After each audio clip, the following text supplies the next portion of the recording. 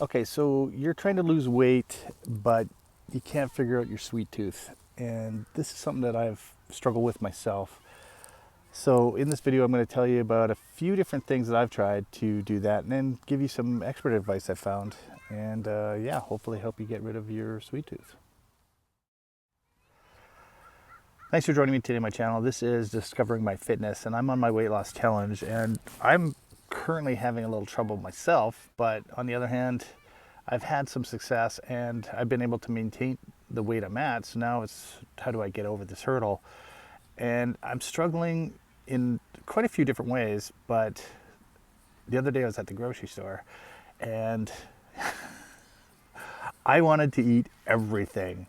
Brownies, cookies, chips, chocolate bars, you name it. Like if I thought of it, I was like looking for it, and then I had to pull myself away. So one of the things that I've done that has really been helpful for me is I still allow myself to eat some chips. And you're probably like, well, that doesn't make sense if you're trying to lose weight. Well, yes, but here's the thing. What I normally do is buy the bag of chips. I'd eat the bag of chips.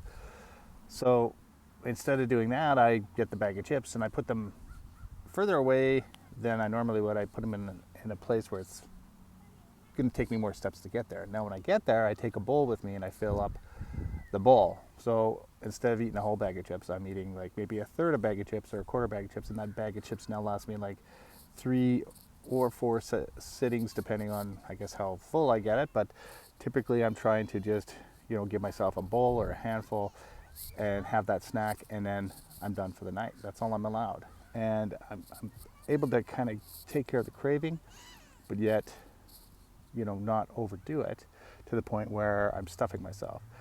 And it's all about like that nervous habit of eating and snacking. And then of course I do have this little, sweet tooth that comes in, and I want chocolate and so on and so forth. So I've had to kind of find little ways like that to kind of curb my natural instinct to want to snack. And I do that when I'm stressed. And certain things in life have happened over the last month and a half that have caused a little more stress. So then I'm definitely more inclined to want to do things like this.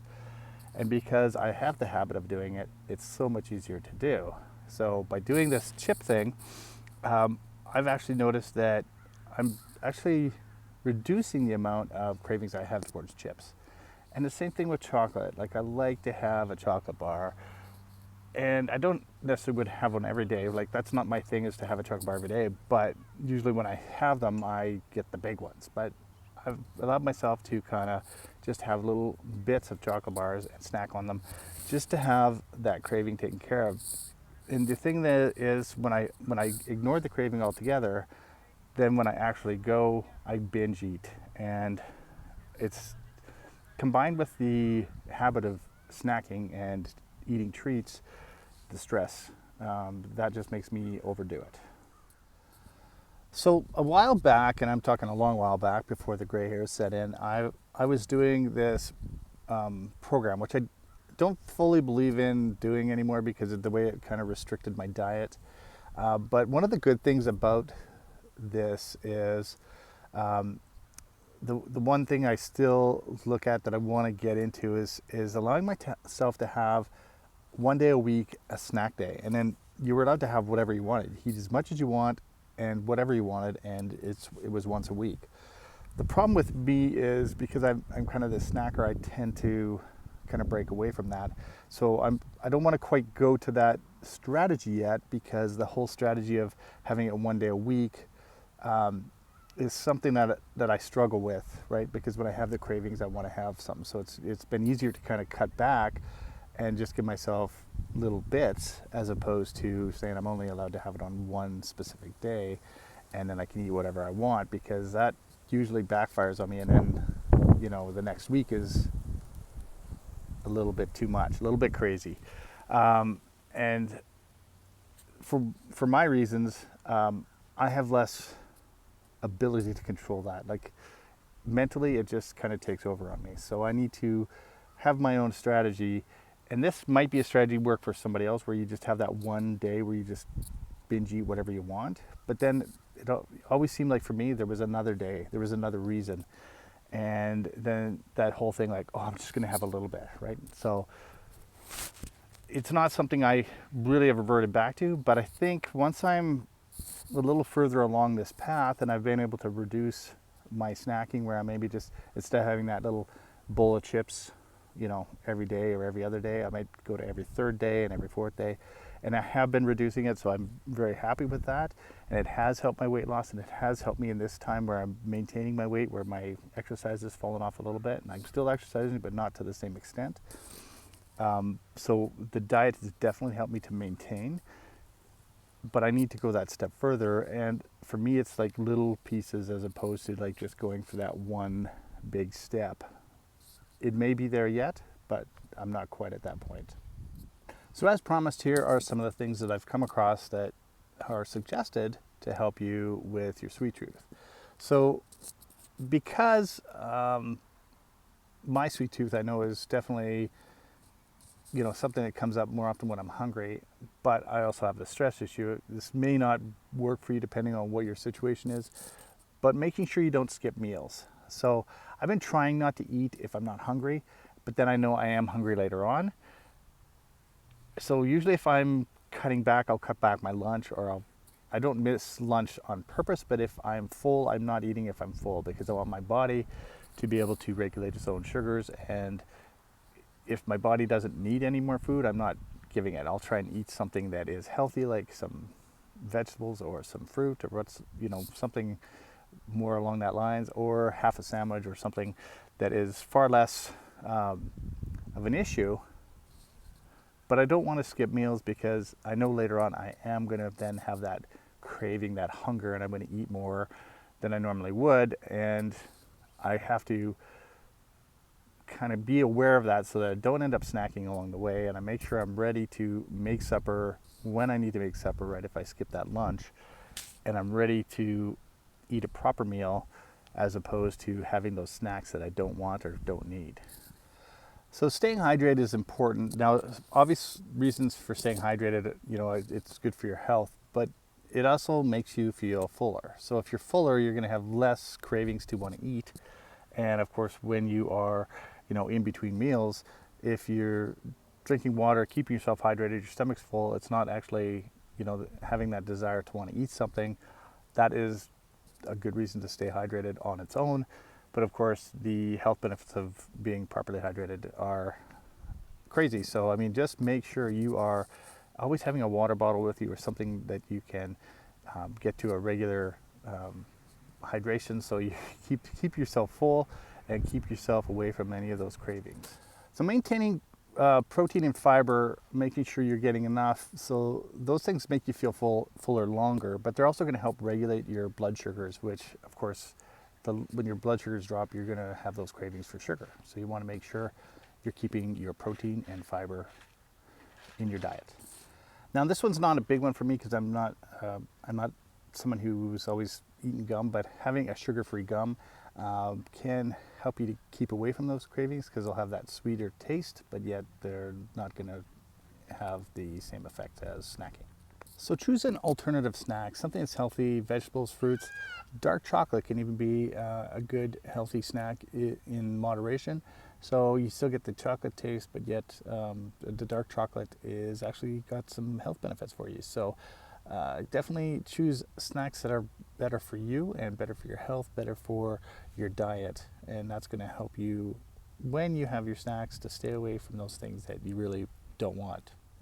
All right, so this is obviously one that I need to do, manage stress, because I'm a stress eater and stress snacker. So if you can manage your stress, you're going to improve your snacking situation quite a bit, especially if you are like me. So figure out ways to reduce your stress through meditation and finding ways to put yourself in better situations so that you don't have that same kind of stress reaction and then react by eating.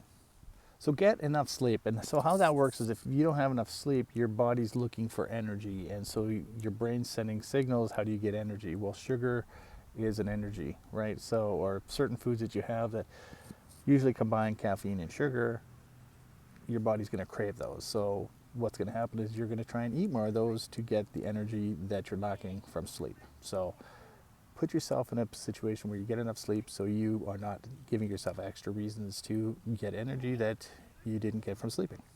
Now, I did not know this, and maybe the previous one where they were talking about gum being an alternative, but artificial sweeteners apparently can bring on cravings for sweets. And so if you're doing artificial sweeteners in whatever it is you're using as opposed to sugar, be aware that that may actually bring on cravings to eat more.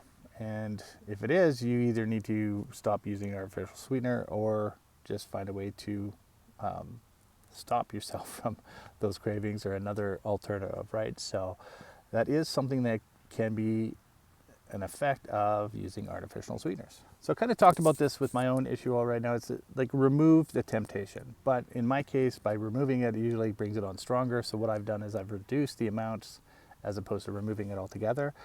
But if you're somebody who doesn't have that self-control, or you just keep going back for more and more and more, then yes, remove the temptation, right? When you go to the store, don't get the chips, don't get the chocolate bars, don't get the cookies, don't fill up on everything, or get one thing a week, and when it's gone, it's gone. So if you did it all in one day, then you tell yourself that's all you get, right? So limit yourself or remove it altogether.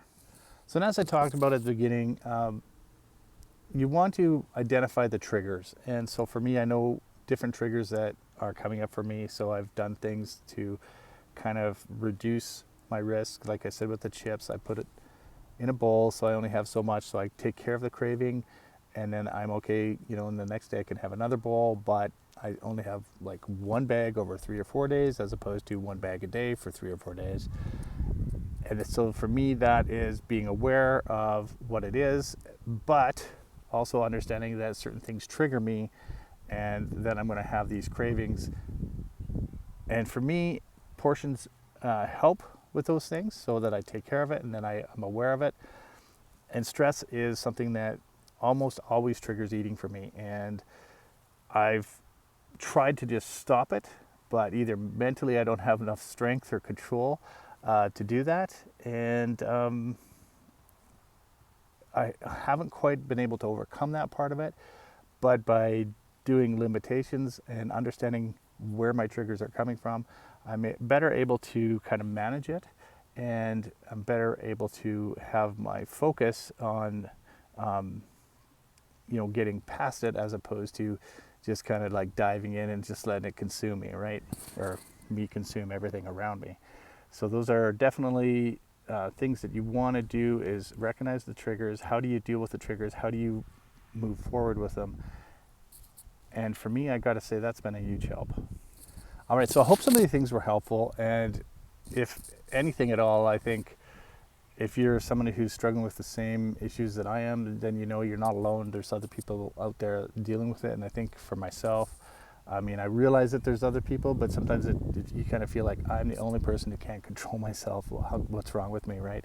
But there's just certain things in our society and the way we live nowadays that make snacking so easy, and cravings are just so easy to kind of take care of. And actually there's so much advertising around it, so it's always in your face and it's always there, it's always present. You go through the store and half of the store is filled with stuff that you probably don't want to be over consuming. So you definitely have to find your own path as to how you want to take care of it. But on the other hand, know that there are a lot of different ways you can try different things, different methods to reduce your snacking, reduce your sweet tooth cravings, and kind of deal with them as they come up, and how to kind of progress so that you're maybe not doing it as much. And the health benefits in the long run are going to be huge for you, because it's not just about losing weight.